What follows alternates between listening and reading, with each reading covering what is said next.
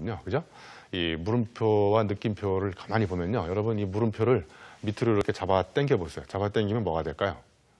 예, 느낌표가 되지 않나요? 그러니까 이미 물음표 속에 느낌표가 숨어 있다는 거예요. 그래서 이 느낌표와 물음표를 가만히 보면요. 어떤 우리가 남다른 생각을 한다는 얘기는 남다른 질문, 물음표를 가지고 시작을 해서 국리의 국리를 거듭하다가 마침내 느낌표를 찾는 거예요. 그러니까 이게 생각의 빅뱅을 일으키는 인터러뱅이라는 문장 부호인데요. 정말 재밌지 않습니까? 그럼 여러분 가슴에 손을 얹고 가만히 생각해 보세요. 어제와 다른 나는 질문을 던지면서 국리의 국리를 거듭하면서 뭔가 색다른 답, 즉 감동의 느낌표를 찾는 그런 과정에 내가 얼마나 많은 시간을 투자하고 있는지를 곰곰이 생각해 보면 사실 얼마 그렇게 되지 않거든요. 그래서 오늘 한번 이 인터러뱅의 부호를 가지고 물음표를 어디다 던지냐면은 예를 들면 영업부서에 있는 사람들은 그 고객들이 느끼는 불편함, 불만족스러움 또는 뭐 불안감 이런 산불 여기다가 이렇게 물음표를 던져보세요. 자, 그럼 고객들이 느끼는 불편함을 어떻게 하면 편안하게 할 것인지, 그 다음에 불안감을 편안한, 그 다음에 또 불만족스러움을 만족스러움으로 바꾸려면 어떻게 해야 될까 이렇게 국리의 국리를 거듭하면서 색다른 답을 찾다 보면 마지막에 찾는 것이 바로 감동의 느낌표를 찾게 되는 거죠. 저희와 같이 이제 인터러뱅은 생각의 빅뱅을 일으키는 거기 때문에 여러분들이 평상시에 물음표에서 시작해가지고 느낌표를 찾는 이런 여정을 계속해서 반복하다 보면 재미있는 그런 사례도 많이 찾을 수 있을 것 같아요. 자, 그 다음에 이제 제가 드리고 싶은 말씀은 또 하나 이제 이 남다른 발상을 하는데 이 전문가적 발상이 필요하다고 그러거든요. 그런데 이 전문가일수록 남다른 발상을 잘 못하는 경우가 많이 발생해요. 그래서 저기 보시면 저의 이제 사례 중에 하나인데 제가 몇 년 전에 큰 교통사고가 나가지고 이제 분당의 모 병원에 입원을 했었거든요. 근데 거기서 갈비뼈가 이제 제가 많이 부러져가지고 갈비뼈 전문가가 오더라고요. 그래서 갈비뼈 전문가는 흉부외과 의사죠. 그죠? 흉부외과 의사가 와서 제 갈비뼈를 보고 가는데 제가 또 팔이 아파요. 팔이 막 끊어질 정도로 아파가지고 팔 좀 봐달라고 그랬더니 그 팔은 또 자기 전공 부위가 아니래요. 그래서 팔은 또 정형외과 의사가 봐야 된다는 거예요. 그래서 정형외과 의사를 불러달라고 해도 팔이 부러진 사람이 많은지 며칠이 지나도 안 오더라고요.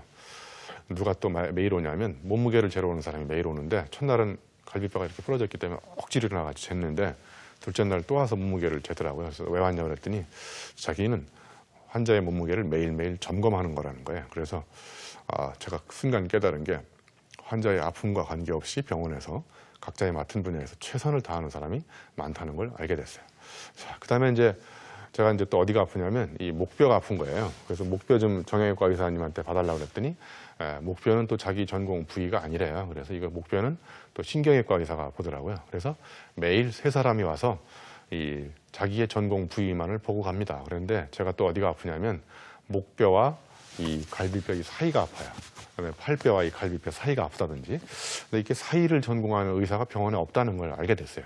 이게 바로 제가 말씀드리는 생각지도 못한 생각이거든요. 그래서 제가 지금 쓰고 있는 책 중에 하나가 사이 전문가라는 책을 쓰고 있어요. 이 세상에 전문가가 너무 많아요. 그런데 정말 문제는 뭐냐면 자기가 전공하는 전문가의 전문성과 다른 전문가의 전문성과 소통이 안 되는 게 굉장히 문제가 되는 거예요. 그래서 이 남다른 생각을 하기 위해서는 우리가 다른 사람과 생각을 공유해야 되는데 사람들이 다른 사람의 생각과 내 생각을 이렇게 공유하는 과정 속에서 굉장히 중요한 문제가 발생하는 게 뭐냐면 자기가 전문가이기 때문에 이 분야에 자기가 알고 있는 전문성 내에서만 자기 생각을 계속 이야기하다 보면 다른 전문가의 생각과 이렇게 교류가 소통이 안 되는 거죠. 이런 문제들이 이제 많이 발생해서 남다른 생각을 하기가 좀 어려울 것 같아요.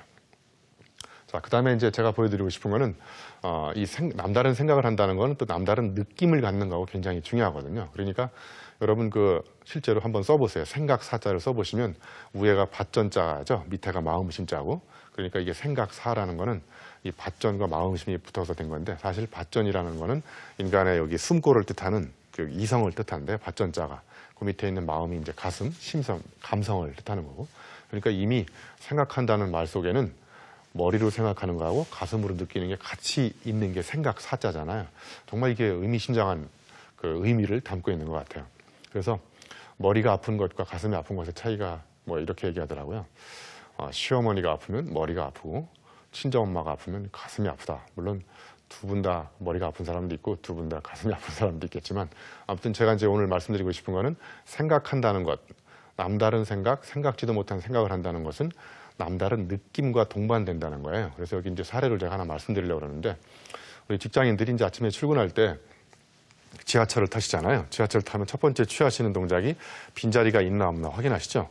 빈자리가 없으면 금방 내릴 것 같은 사람 앞에 가서 서 있죠. 그죠?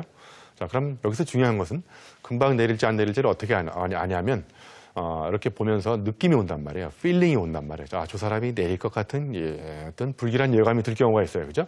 그럼 그 사람 앞에 가서 서 있으면 이 느낌이 굉장히 맞는 경우가 있거든요. 그죠? 그래서 암과 느낌이 있을 때 이 느낌이 항상 암보다 먼저 온다는 거야. 즉 영어로 feeling과 knowing이 있는데 feeling이 항상 knowing보다 먼저 온다는 거예요. 그래서 대상에 대한 가장 정직한 느낌, 이게 바로 feeling이거든요. 자, 그러면 이제 제가 그 사람 앞에 가서 서 있었어요. 근데 제 예언대로 이 사람이 정확히 내렸어요. 그래서 제가 앉으려고 하는데 못 앉게 되는 불상사가 발생했는데 어떤 사태가 발생했냐면 이 사람이 내리면서 이 사람 내린 사람 옆자리에 있는 사람이 아주 잽싸게 자리를 옮기시더라고요. 그리고 자기 앞에 있는 친구를 자기 자리에 앉히고 자기는 옆으로 옮기고 뭐 이런 사태가 발생해서 제가 자리에 못 앉게 된 이런 사태가 발생한 거죠. 자, 그래서 제가 이제 그다음부터는 이제 이렇게 똑바로 서 있었으니까 실패했으니까 다음에는 이제 이렇게 약간 이렇게 사선으로 서 있는 거예요. 이렇게 갈 건지 아니면 이쪽으로 갈 건지.